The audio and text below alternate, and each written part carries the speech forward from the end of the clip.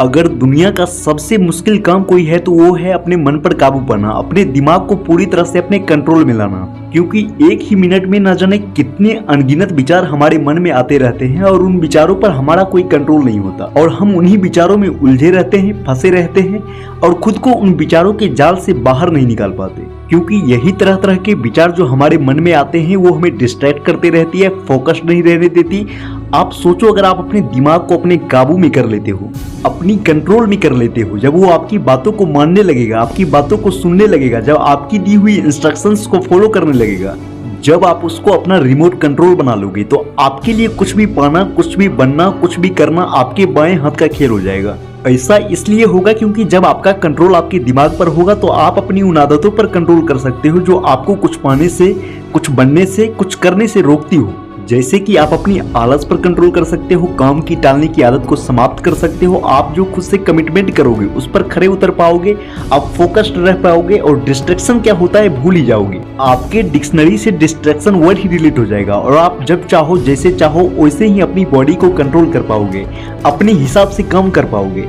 आप जितने घंटे चाहो उतने घंटे काम कर सकते हो। आप एक बात हमेशा याद रखना, आपकी बॉडी कभी भी नहीं थकती, कभी भी रिलैक्स नहीं मांगती। आपके मन के विचार आपको थका हुआ महसूस कराती है, आपकी मन ही आपको रिलैक्स करने को बोलती है।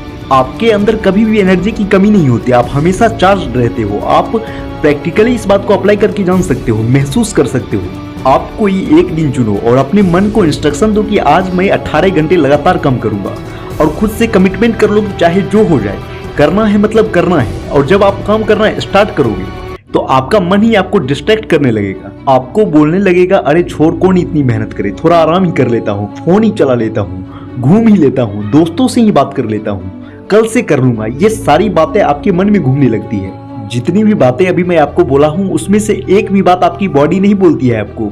और आप बोलोगे बॉडी नहीं बोलती, लेकिन बॉडी मन को इंडिकेट तो करती है।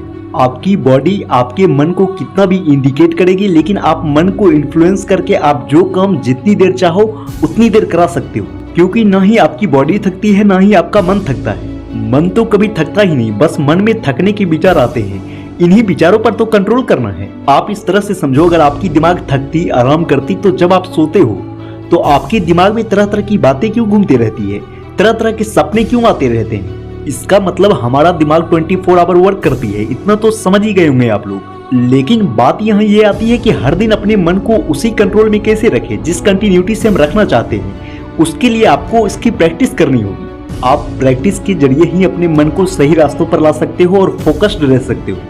आप एक एग्जाम्पल से इस बात को समझ सकते हो। जब कोई चालक नया नया होता है, जब वो किसी गाड़ी को सीखना शुरू ही करता है, जब उस गाड़ी के फंक्शन के बारे में उसको समझ नहीं रहता, तो जहां जिस गियर को बदलने की जरूरत रहती है वो वहां उसे नहीं बदल पाता, क्योंकि प्रैक्टिस नहीं है ना।